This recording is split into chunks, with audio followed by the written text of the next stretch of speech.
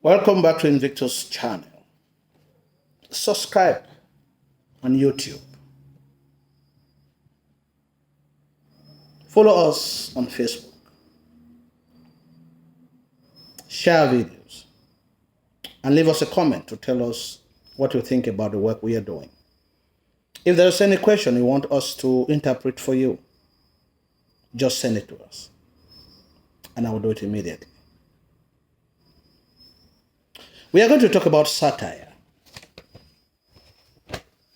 What does Achebe satirize? For what reason? What does he want to achieve? Satire can be achieved through irony, metaphor, personification.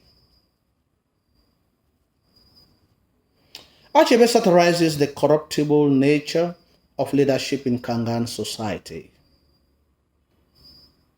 His Excellency comes to power and gives us the impression that he is out to work for the masses.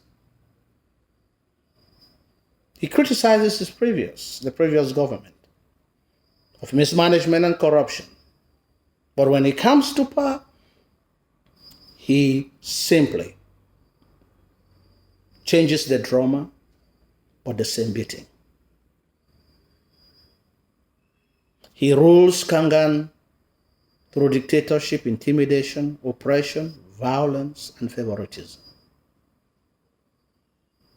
Achebe satirizes politics as a game of backstabbing, gossiping, lies telling, bootlicking, self-interest in order to defend one's personal interest. When His Excellency calls Professor Okong to find out his opinion about Chris and Iken,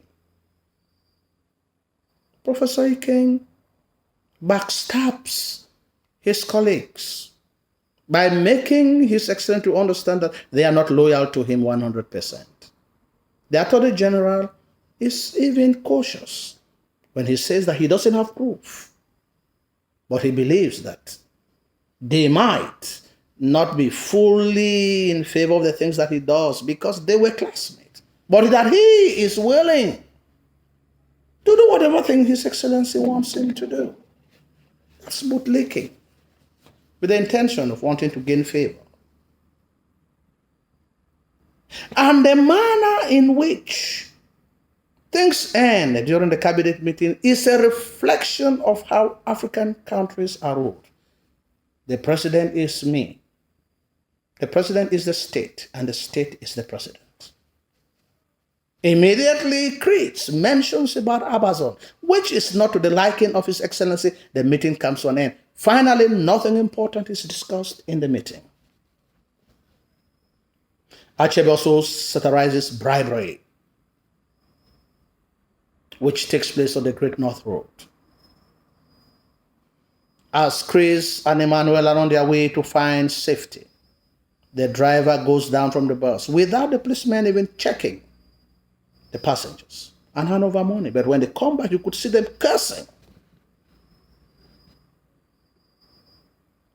Inefficiency in public service. Most civil servants are very unpatriotic.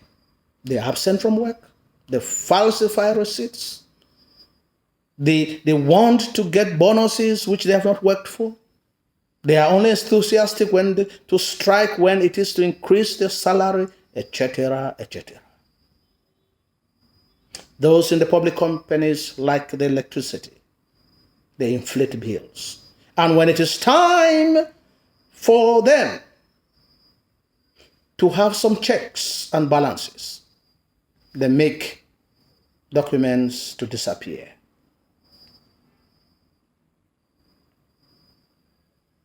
There is also embezzlement. His Excellency takes out 20 million from the National Treasury without following the proper financial procedure so that the money cannot be traced. This is pure embezzlement to refurbish Abishi Lake Resort, highlighting extravagance. This money would have been used to provide potable water or low-cost houses for the masses, but it is used for pleasure. Achebe also satirizes the use of propaganda to govern the masses. The government uses the National Gazette to inform the masses of the information that suits government narrative. The newspaper informs the meaning, deforms the meaning of Ikem's interview about cutting off the president's head from the banknote, and this lands him into problems.